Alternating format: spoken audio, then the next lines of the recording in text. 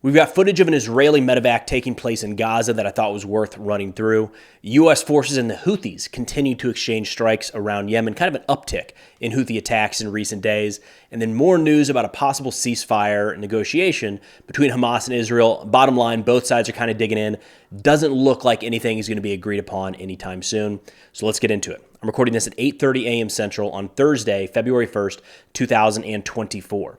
So starting with the couple videos here that Israel released earlier today, they might have been from previous engagements in Gaza over the course of the last few months, weeks or months, but they just came out publicly today showing the evacuation of Israeli soldiers from the battlefield to hospitals in Israel. And I wanted to show this. Now, everything's blurred out. There's no gore, no violence, nothing like that. The faces are blurred. I wanted to show just how quickly this process can take place. I feel like we're getting more of an insight, both in Ukraine, Russia, and Israel now, of the capabilities of modern militaries in the battlefield. And this is a big one that I think gets overlooked a lot, so I wanted to highlight it here. Then shifting over to the second video here, this is a view from the helicopter picking up the soldiers. We haven't seen a lot of this in the war in Ukraine just due to the nature of the surface-to-air threat, but it's something that we've already seen a lot of in Gaza and is contributing to saving untold number of Israeli soldiers' lives. It's very similar to what we saw with U.S. forces in Iraq, Afghanistan, and Syria.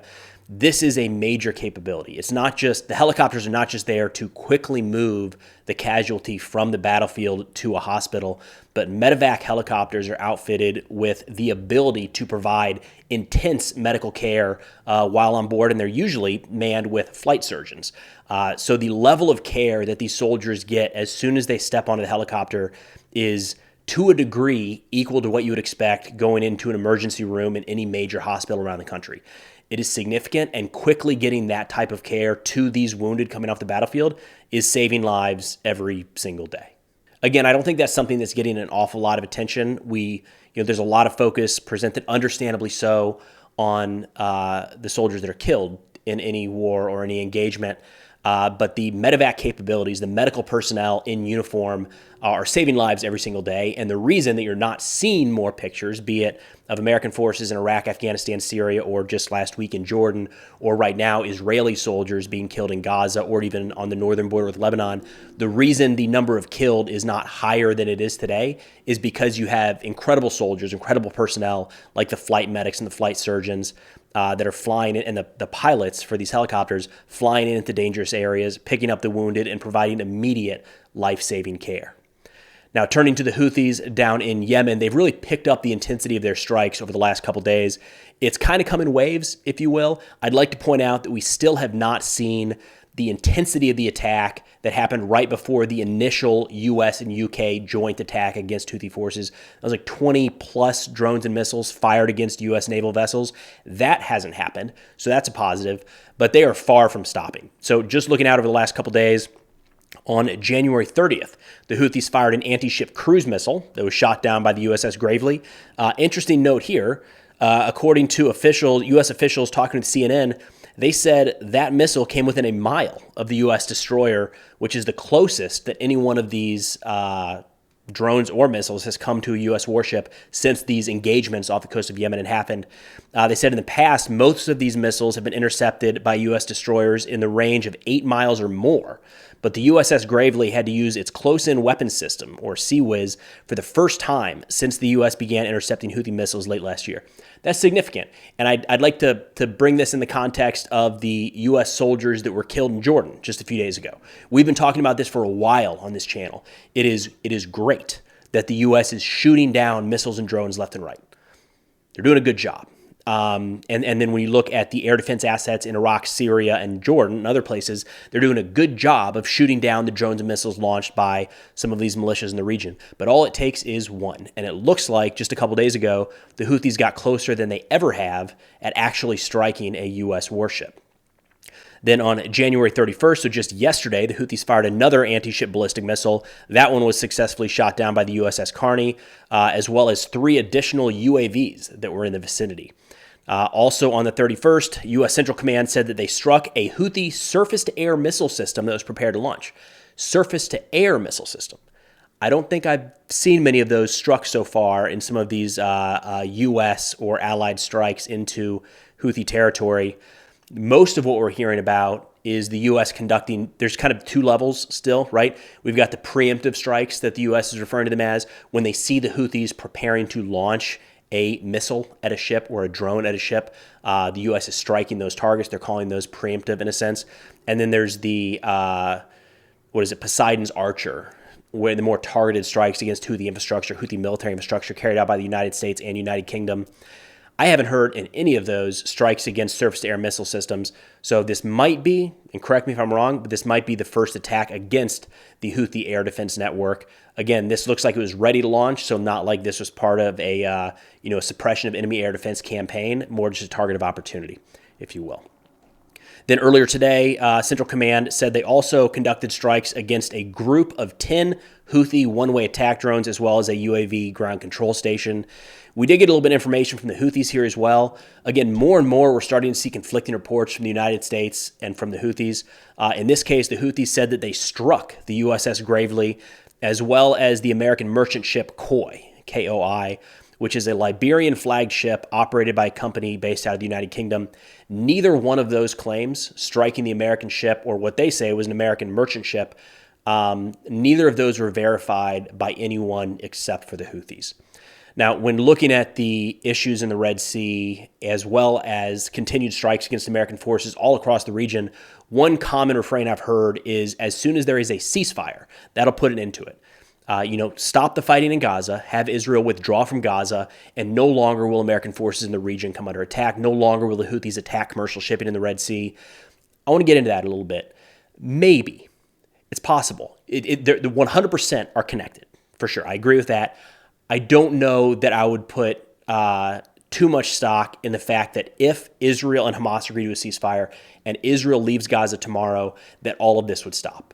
So little background on that. It's incredibly complex in a lot of ways. So if you look at the first ceasefire that took place between Hamas and Israel back on November 24th to November 30th of last year, 2023, a couple notable things there. That ceasefire was only between those two parties. There were no other entities formally involved in that ceasefire agreement. However, a lot of the axis of resistance, so-called axis of resistance, came out and said that they would adhere to it. And for the most part, they did. The only possible violation that I'm tracking during that 6-day window was on November 29th, U.S. Central Command said they shot down a Houthi drone that was approaching one of their ships in the Red Sea. That drone, some caveats here, first off, was not acknowledged by the Houthis at all. They just didn't talk about any sort of attacks or anything being shot down. That type of drone is kind of dual purpose. It could be used as a one-way attack drone. It could be, but it also could be used simply for reconnaissance. So I don't know that I would 100% throw that in the camp of some kind of Houthi attack that was intercepted. It is possible that it was a reconnaissance drone that the U.S. shot down. So possible, again, that the Houthis were fully adhering to that ceasefire alongside Hamas, which points to the fact that if a full ceasefire goes into place, maybe all of these groups will stop their attacks, right? The other part of that is with the Islamic resistance in Iraq. This one, I have zero confidence that if a ceasefire takes place tomorrow, that these guys are going to stop their attacks against U.S. forces. It's just the reason that they're doing it, the reason that they were stood up in the first place, and their attacks against American forces and interests in the region are not exclusively tied to Gaza, the Palestinian people, and Hamas. They've been attacking U.S. forces long before this. What they have done recently is they have changed their language in describing why they are attacking American forces. So, for instance, just a couple days ago in one of their strikes, they said, quote, "In continuation of our approach to resisting the American occupation forces in Iraq and the region, and in response to the Zionist entity's massacres against our people in Gaza." They're leveraging the war in Gaza as another reason to conduct attacks against American forces. I can't get in their head. I don't know exactly what they're thinking, so I don't want to say that they have zero interest in getting Israel to stop the war in Gaza, but it is a piece of the puzzle there. Again, if Israel withdraws tomorrow and all the fighting stops in Gaza, there is zero indication that the Iranian-backed militias across Iraq and Syria will never again strike U.S. forces in the region. They were conducting attacks against American forces long before October 7th. It's just hard. And now they've increased significantly, so maybe we would see them dial it back a little bit. But again, one of the stated reasons for these groups existing, the Islamic resistance in Iraq, who do you think they're resisting? right? They're pushing back on the American presence in the country, in the region. So again, I don't want to say that it's complicated, right? A full ceasefire in Gaza very well might stop some of this. It might slow some of this, but I wouldn't look at that as the only thing that needs to be done for all of the violence across the region to stop, if that makes sense. Now, sticking with the Houthis for a minute, one of the reasons I say it's hard to imagine that they would just stop if everything in Gaza stopped is they've kind of found a sticking point. They're getting a lot of attention, a lot more now than they ever have, even during kind of the most brutal years of their civil war. There's a lot of people around the world, a lot of countries around the world paying attention to the Houthis right now. It's hard to imagine that if the war in Gaza stopped, they would just say, cool, we're done. We're going to go back to doing what we were before. Part of that is we're starting to see a lot more media pushed out by the Houthis specifically. They just, in the last couple days, put out this video that I'll play here saying that 3,600 reserve officers and soldiers in the Presidential Protection Forces went on a march 130 kilometers long to enhance combat readiness and support Palestine. They've spoken recently, and there's a long speech here put out by their leader that I'll go over in a second, talking about how as many as 165,000 reservists have been recalled to duty and trained for what could be a future war, they say, with Israel and the United States. So it was like an hour and a half or almost 2 hour speech here by the Houthi president, Abdul Malik Badr al-Din al-Houthi. He hit on a lot. You're going to hit on a lot in an hour and a half long speech, and he's giving these pretty regularly now. But a couple points I wanted to highlight here. He said, in his words, the severe Zionist siege on the Gaza Strip continues, and there are deaths from hunger among the displaced. There are no considerations for human rights and international law if it conflicts with American and Israeli interests. In addition to killing, destruction, devastation, and displacement, the Zionist enemy targets UNRWA, and America fully adopts its campaign. The American is trying to ensure that the Palestinian people do not have anything left to support each other and that they do not have security. Targeting displaced people in UNRWA schools show the extent of American tyranny and the humanitarian bankruptcy of the West, which took the initiative to announce the cessation of aid to UNRWA. So they understand what is getting attention right now around the world, and they're pointing to these things over and over in their speeches. Houthi called out the suspension of U.S. aid to UNRWA. He called out the ICJ hearing, saying that that was not strict enough. He called out the recent issues down in Texas between Governor Abbott and President Biden, saying the U.S. doesn't even have their own stuff together. They got to figure out, they're fighting within themselves, and they're over here trying to tell us what to do. He recognizes, the Houthis, their media piece here recognizes kind of the hot button issues around the world and how to poke them and how to address them, and they're getting a lot better at it just in the course of the last couple months. Kind of continuing here, al-Houthi said, the result of our military operations during this week, 10 operations in the Red Sea and the Bab el-Mandab Strait, targeting ships linked to the Israeli, American, and British enemies. The situation, thank God, was effective. He said, our armed forces are the ones that actually provide insurance for international navigation in the Red Sea. We have proven that the targets are ships linked to the Zionist entity, or the Zionist enemy. Something I wanted to talk about here real quick is more often than not, the attacks have been against ships that are in some way, shape, or form linked to the United States, Israel, the United Kingdom. Most of them. There are exceptions. And sometimes it's very random. It's not like this is an American ship heading to an Israeli port. In some cases, it's like there's an American owner, there's an American sitting on the board of directors kind of thing. So it's very loose. But an example I gave, and maybe this is way off, I kind of like these analogies, helps me kind of understand things. We'll see if it fits. Let me know what you think. The Houthis are firing so many missiles and drones into this area that it has significantly decreased shipping as a whole through the region. Something like 40% of shipping is down. And it is not just American-owned or Israeli-owned ships that have stopped going through that area. I liken it to if you hear that a group is going to the local shopping mall and they're going to shoot anybody in a red sweatshirt, are you going to go to the mall, or are you just going to go somewhere else? Even if you're not wearing a red sweatshirt, there's shootings going on over there. And every so often, maybe somebody not wearing a red sweatshirt gets shot. Are you going to do that, or are you just going to go somewhere else? In your personal life, you wouldn't even think twice about it, right? You say, well, that group has said they're going to do this thing. They continue to do that thing. Even if I don't meet that criteria, I'm not going to risk it. I'm just going to go somewhere else to do whatever it is that needs to be done. Even if that means, again, in your personal situation, driving further, spending more money, it's not worth risking going somewhere where there are active shootings taking place. There are a lot of companies and countries around the world right now that are looking at what happened in the Red Sea and the Gulf of Aden and saying, well, we're not American-owned, Israeli-owned, British-owned, aligned with those countries at all, but it's not worth it. It's not worth risking one of our ships or one of our crews just because there's kind of an active war going on there right now. So that is a piece the Houthis continue to harp on, is that they're only targeting specific ships. I don't think that matters, big picture. Even a tanker filled with Russian oil was hit recently, right? So anybody moving through that area recognizes that they're moving through an active war zone. Until the attacks stop entirely, it's hard to imagine that the shipping in that region of the world gets back to normal anytime soon. Then turning to the possibility of a ceasefire. So there have been some negotiations going on between Hamas and Israeli officials, a lot of other countries involved there as well. But what we're starting to get out of that, there have been a few leaks, but the leaks that are coming out seem extreme, if you will. So I've heard everything up to a 6-week ceasefire. I've seen some talking about a permanent ceasefire with Israeli forces withdrawing from Gaza. I've seen some talking about thousands of all of the Palestinian prisoners held by Israel to be released. Those are on the extreme, and it's very hard to see how any of those would actually come to fruition in the near term. We got some news overnight coming from a couple leaders within the two different sides. Netanyahu said, quote, "We're working to obtain another outline for the release of our abductees, but I emphasize not at any cost.